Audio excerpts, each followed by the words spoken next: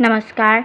ये महाभारत कथा पूरी तरह से वेद व्यास महाभारत के ऊपर आधारित है। यदि आप इसका निरंतर श्रवण करते रहना चाहते हैं तो इस चैनल को सब्सक्राइब जरूर कर लें और आगे आने वाली सभी पॉडकास्ट के नोटिफिकेशन के लिए बेल आइकन को भी ज़रूर से प्रेस कर दें। अब हम सुनना प्रारंभ करेंगे महाप्रास्थानिक पर्व, द्रौपदी सहित पांडवों का महाप्रस्थान। नारायणं नमस्कृत्य नरं चैव नरोत्तमं देवीं सरस्वतीं व्यासं ततो जयमुदीरयेत्। अंतर्यामी नारायण स्वरूप भगवान श्री कृष्ण, उनके नित्य सखा नर स्वरूप नर रत्न अर्जुन, उनकी लीला प्रकट करने वाली भगवती सरस्वती और उनके वक्ता महर्षि वेद व्यास को नमस्कार करके आसुरी संपत्तियों पर विजय प्राप्ति पूर्वक अंतःकरण को शुद्ध करने वाले महाभारत ग्रंथ का पाठ करना चाहिए। जन्मेजय ने पूछा, ब्राह्मण, इस प्रकार वृष्णि और अंधक वंश के वीरों में मूसल युद्ध होने का समाचार सुनकर भगवान श्री कृष्ण के परम धाम पधारने के पश्चात पांडवों ने क्या किया? वैशंपायन जी ने कहा, राजन, कुरुराज युधिष्ठिर ने जब इस प्रकार वृष्णिवंशियों के महान संहार का समाचार सुना तो महाप्रस्थान का निश्चय करके अर्जुन से कहा, महामते, काल ही संपूर्ण प्राणियों को पका रहा है, विनाश की ओर ले जा रहा है। अब मैं काल के बंधन को स्वीकार करता हूँ। तुम भी इसके संबंध में अपने विचार प्रकट कर सकते हो। भाई के इस प्रकार कहने पर अर्जुन ने भी काल की अनिवार्यता बतलाकर उनके कथन का अनुमोदन किया। अर्जुन का विचार जानकर भीम और नकुल सहदेव ने भी उनकी बात का समर्थन किया। तत्पश्चात युधिष्ठिर ने युयुत्सु को बुलाकर उसे संपूर्ण राज्य की देखभाल का भार सौंप दिया और अपने राज्य सिंहासन पर परीक्षित का राज्याभिषेक किया। इसके पश्चात वे अत्यंत दुखी होकर सुभद्रा से बोले, पुत्री, ये तुम्हारा पौत्र परीक्षित कौरवों का राजा होगा और यदुवंशियों में से जो लोग बच गए हैं उनका राजा श्री कृष्ण का पौत्र वज्र को बनाया गया है। परीक्षित का राज्य हस्तिनापुर में होगा और वज्र का इंद्रप्रस्थ में। तुम्हें राजा वज्र की भी रक्षा करनी चाहिए।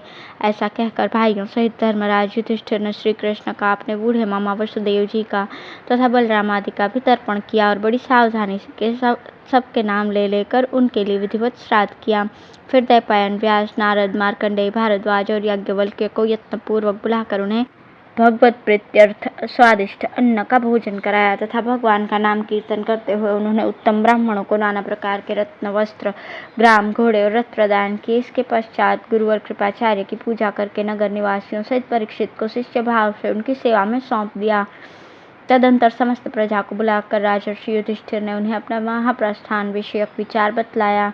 उनकी बात सुनते ही नगर और प्रांत के लोग उद्विग्न हो उठे और बोले, महाराज, आप ऐसा न करें, हमें छोड़कर कहीं न जाएं। परंतु धर्मात्मा राजा युधिष्ठिर ने उन्हें समझा बुझाकर राजी किया और भाइयों सहित चले जाने का निश्चय विचार कर लिया। फिर तो युधिष्ठिर ने अपने आभूषण उतार कर वल्कल वस्त्र धारण कर लिया। भीम, अर्जुन, नकुल, सहदेव तथा यशस्विनी द्रौपदी देवी ने भी ऐसा ही किया। सबने वल्कल वस्त्र पहन लिए। इसके पश्चात ब्राह्मणों से विधिपूर्वक उत्सर्गकालीन इष्टि कराकर उन्होंने अग्नियों का जल में विसर्जन कर दिया और स्वयं वे महायात्रा के लिए प्रस्थित हो गए। पहले जुए में परास्त होकर पांडव लोग जिस प्रकार वन में गए थे उसी प्रकार उस दिन द्रौपदी सहित उन्हें घर से जाते देख नगर की संपूर्ण स्त्रियां रोने लगीं। किंतु उन पांचों भाइयों को इस यात्रा से बड़ी प्रसन्नता हुई थी। युधिष्ठिर का अभिप्राय जानकर और वृष्णिवंशियों का संहार देखकर समस्त पांडव, द्रौपदी और एक कुत्ता, ये सब साथ साथ चलने लगे। उन शहों को साथ लेकर सातवें राजा युधिष्ठिर जब हस्तिनापुर से बाहर निकले तो नगर निवासी प्रजा और अंतःपुर की स्त्रियां उन्हें बहुत दूर तक पहुंचाने गई, किंतु कोई भी मनुष्य राजा युधिष्ठिर को लौटाने के लिए नहीं कह सका। धीरे धीरे समस्त पूर्ववासी और कृपाचार्य आदि युयुत्सु को साथ लेकर लौट आए। नागकन्या उल्लूपी गंगा में प्रवेश कर गईं, चित्रांगदा मणिपुर नगर में चली गईं तथा शेष माताएं परीक्षित को घेरे हुए पीछे लौट आईं। तदंतर महात्मा पांडव और यशस्विनी द्रौपदी देवी उपवास करते हुए पूर्व दिशा की ओर चल दिए। वे सबके योग युक्त महात्मा तथा त्याग धर्म का पालन करने वाले थे। उन्होंने अनेकों देशों, नदियों और समुद्रों की यात्रा की। आगे आगे युधिष्ठिर, उनके पीछे भीम, भीम के पीछे अर्जुन और उनके पीछे क्रमशः नकुल और सहदेव चलते थे। स्त्रियों में श्रेष्ठ द्रौपदी देवी सबके पीछे चल रही थी। इस प्रकार चलते हुए सूरवीर पांडव क्रमशः लाल सागर के तट पर पहुंचे। अर्जुन ने दिव्य रत्न समझकर लोभवश अभी तक अपने गांडीव धनुष तथा दोनों अक्षय तोड़ीरों का परित्याग नहीं किया था। वहां पहुंचने पर उन्होंने मार्ग रोककर खड़े हुए पुरुष रूपधारी साक्षात अग्निदेव को सामने उपस्थित देखा। 7 प्रकार की ज्वाला रूप जिह्वाओं से सुशोभित होने वाले उन अग्निदेव ने पांडवों से इस प्रकार कहा, महाबाहु युधिष्ठिर, भीम, अर्जुन, नकुल और सहदेव, तुम्हें ज्ञात होना चाहिए कि मैं अग्नि हूँ। अब तुम मेरी बातों पर ध्यान दो। मैंने नर स्वरूप अर्जुन और नारायण स्वरूप भगवान श्री कृष्ण के प्रभाव से ही खांडव वन को जलाया था।